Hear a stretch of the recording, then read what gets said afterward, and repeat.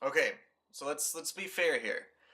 I picked this movie for Slacktoberfest not because it's a horror movie. Even though it's about vampires, it's not exactly like a spooky movie. Just look at it, and it has that feel of like eeriness.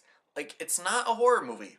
Just don't think that at all. It's because these are very gothic characters, and they surround themselves in a very gothic environment, and it just gives you that feel of like a Halloween time movie. I feel like I'm not making sense, but I'm hoping that I am. So let's just go ahead and get into this. This is a Slacktoberfest video. Let's get on with the review.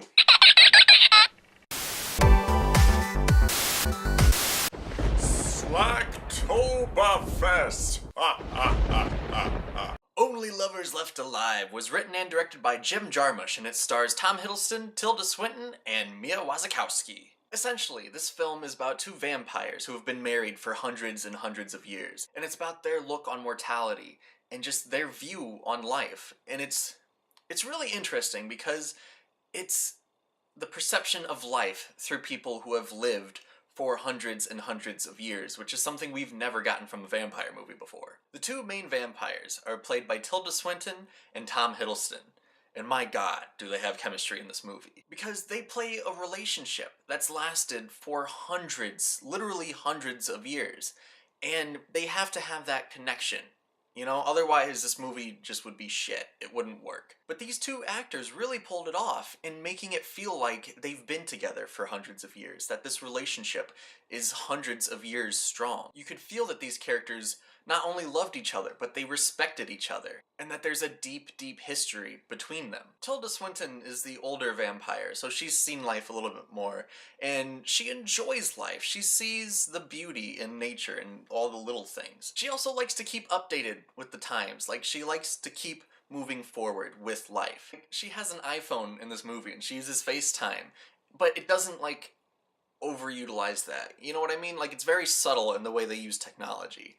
In most vampire movies, with like a vampire who's been alive for hundreds and hundreds of years, what they would have done was had this big goofy scene where a vampire's like, lol, selfie. Tom Hiddleston plays the vampire who's not like totally up to date with technology. He likes to use his own stuff, but also it doesn't explode that either. In like almost every other vampire movie that would have tried to do something like this, there would have been this long goofy scene of him not understanding today's technology. But it didn't do that. It's just this very subtle thing, and I loved that. Speaking of Tom Hiddleston's character, he's the darker one of the couple. He's the one that sees, like, the darkness in people. He's been alive long enough to know that humans aren't the greatest of species. So he's entered kind of a depression a little bit, being alive this long and seeing people go through so many travesties. So he's a little bit suicidal, but that's where the plot kicks in. What little plot there is. So Tom Hiddleston's vampire character, which I'm gonna just give you their names, they're Adam and Eve. So Adam's feeling down in the dumps, he's just getting really depressed, and him and his wife live in separate locations. He lives in Detroit because he likes the music scene a lot, and she lives in like Tangiers because she loves like nature and architecture and stuff like that. So she flies in to cheer him up, and it's just, I'd say a week. Let's go with a week. It's a week in the life of these two vampires. And like I've heard Tom Hiddleston's performance being compared to like Loki if he was a vampire. But no, that's the exact opposite. That's what I respect about his performance in this movie, was that he could get past Loki. Is that a fly? That was a fly. Kill that fucking fly. He really shows that he isn't just Loki. He's not just this big budget Marvel superhero character.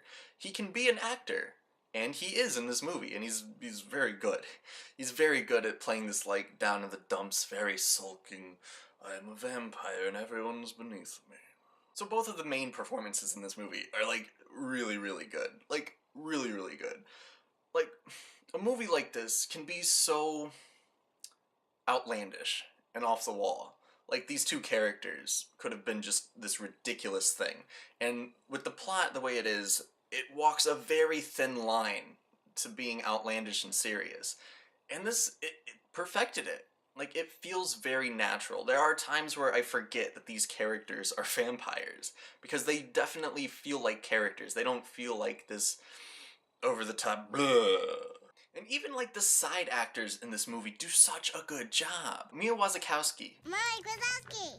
plays Ava, Eve's sister, who comes in, and she's like a different take on vampires. She's the one that's like addicted to blood. Like, blood is like a drug to her. So she's like the strung out, junkie sister of the movie.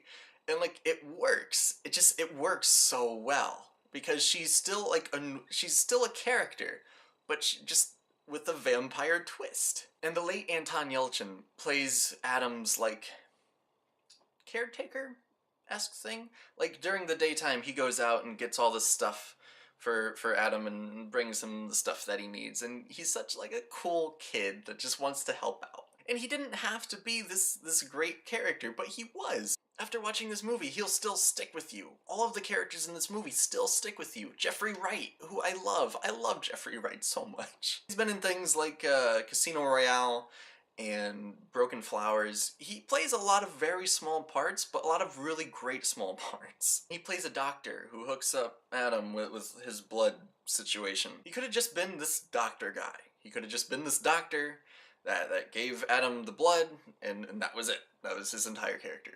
But he took it the one step farther, and he made it an interesting character. Typo negativo. Been expecting you for some reason, Dr. Faust. Which is so good, and I can't tell if it's the actors or Jim Jarmusch, like, working with the actors, or it's probably both. Honest to God, it's probably just this collective team of people who want to do something great, making great things happen, and I love that. And speaking of Jim Jarmusch, I've been a fan of his for years. He's like the independent director. Like, every single one of his movies has been this like under the radar, really good independent film. And some of my favorites of his has been Down by Law and Dead Man. And he definitely has a style to his movies. There's definitely a feel to his movies that other movies just don't have. It's not that he lacks plot, like he just forgets about it, but it's that his movies don't necessarily need plots. He oftentimes makes these movies to point out something or to start a discussion. Never so much like, here's beginning, middle, end, here's the conflict, here's the protagonist, here's the antagonist, go. He very much likes to study things and study the way people work, and he just knows a lot about a lot, and he likes to show his knowledge. So if you're not familiar with his work, definitely try this movie out or try out one of his other movies before like you completely judge him, because it's not for everybody. I'll admit it, it's really not, but I love the things that he does, because he's a very smart man, and he directs very intelligently, and he writes very intelligently, and his movies feel very intelligent, like you feel like a smarter person after leaving a Jim Jarmusch film. So this movie isn't so much a beginning, middle, end conflict with these vampire characters. It's a study on vampires, on what vampires really would be today. And he shows all of the things that vampires can do. He looks into things that most vampire movies really don't even scratch the surface of. Like What We Do in the Shadows. And if you haven't seen my What We Do in the Shadows video, you should check that out. God, that was a year ago. That was a year ago when that review came out. It's probably bad. Don't check it out, but check it out. But don't check it out. But you should probably check it out, though. But that movie took like a comedic turn, where it took all of the tropes of vampires and flipped it over its head and made it funny. Whereas Only Lovers Left Alive takes all of the vampire tropes, flips it over its head, but to make it more realistic, to make it feel more natural. One of the big things in this movie is mortality. Like, it takes a deep, deep look at mortality, on what life is, and how to feel about life. And it's really interesting seeing a movie that's about mortality through the eyes of someone that's completely immortal. Ever get sad sometimes that, like, you know you won't be alive long enough to read every single book or watch every single movie? Because I know that's definitely something that happens to me sometimes. I just go, man, all of those movies out there, I won't be able to watch every single one of them. I have existential crises. I have existential crises, like, all the time. Anyway, vampires, they can do that. So they're very well read. They know a lot about a lot, and they have all of this knowledge, and they just like throw it out here and there. And if we took out the vampire aspect of this movie and it was just these two characters that just knew a lot about a lot, they would seem like douchebag hipsters. But because they're vampires, it makes sense. They never feel like, oh, look at me, I know so much. They just happen to be alive during these times of all these great works and just offhandedly mentions them because, you know, they lived it. I forgot to mention John Hurt. John Hurt's in this movie.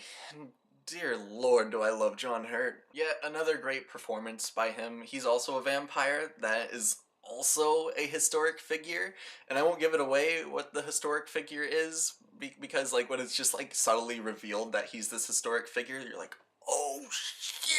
But I'm just really happy that I showed up to that AP English class because I understood who that character was, and I was like, ah, nice. But this film not only is a look on mortality, but a look on love. And I know that sounds really cheesy. It sounds really cheesy, especially since we have another love story slash vampire movie I'm not gonna mention because it's trash. It's real trash. I mean, like, if you like it, I'm sorry, but it's such trash. But, you know, there's gotta be that one thing that keeps these two immortal figures alive this long. You know, something that keeps them moving forward. And it's love. It's love. It's their deep love for each other that keeps them moving. And so, it's a look on how love affects people. And I feel so ridiculous talking about it this way. Because I'm not a big mushy guy. But this film is definitely a deep message on love. A deep look on what love does to a person. And it is a romance movie. It is. But not like the cheesy will they won't they romance movie, or like they have a fight and they break up and then they get back together after the guy does something silly. It's an actual look on love, an actual look on vampires. And like, there's one scene that got me pretty good, but there's definitely one scene in this movie where a little thing happened and I was like, oh my god. Oh my god. Oh my god.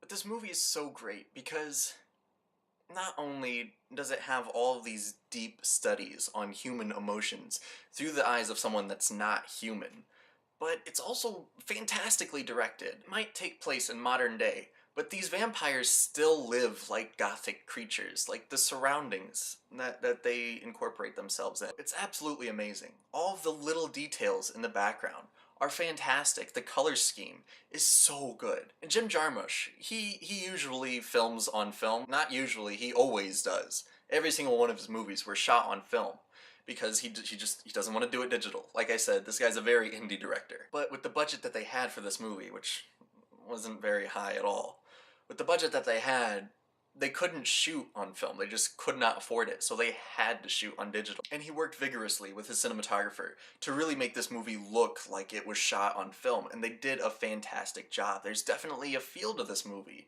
It doesn't look like many other movies. It was masterfully shot. It really was. There were so many scenes that were just so well shot, but didn't have to be. You know, a lesser filmmaker would have just like, okay, here we go. Okay, here we go. Okay, here we go. But Jim Jarmusch, he just let the camera go. He just let it go. He let it do its thing. And that's what a director should do. He should let the cinematographer work with the environment. And it really happened. Everything felt so natural. It wasn't full of itself. It was just there. And as far as plot goes, like I said, Jim Jarmusch definitely has a specific structure. So in that regard, it's a 2-hour-long movie, so it might get a little long for some, which is its only downfall. And there's one scene, if I'm reviewing this movie, there's one scene I gotta talk about that, like, there's a scene where Eve is looking through Adam's stuff, and like, she's giving exposition to the audience. That's what the scene is just, she's looking at stuff and she's talking out loud. And it feels so out of place in this movie. You know, because it's so intelligently done that it just, this one scene of like giving the audience this exact exposition just feels weird. It feels awkward. It feels wrong. But other than that, it's a great film. And if you're a fan of vampires and you're a fan of just intelligent movies, go check out Only Lovers Left Alive. I'm going to give Only Lovers Left Alive an 8.9 out of 10. Definitely a good Halloween flick. Like, if you can find this movie, which it's hard to find, but if you can find this movie, it's nice to watch on, like, a chilly night when the leaves are falling and you're drinking some coffee, you're drinking some hot cocoa. But thank you so much for watching. All of our fans are greatly appreciated. We love you guys so much. Go be safe this Halloween. Go do something fun and spooky. Don't do anything dumb. Not too dumb anyway. Check out our other Slacktoberfest videos. We have a gameplay video of Resident Evil. We have our Monster House review. And I'll be coming up with 2 more underrated flicks Halloween videos before Halloween. Yep, I'm gonna do it. I said I'd do it and I'll do it. I know I don't have much time, but I'll do it. I'll do it. Anyway, I love you. Thanks for watching. As always, watch movies, my friend.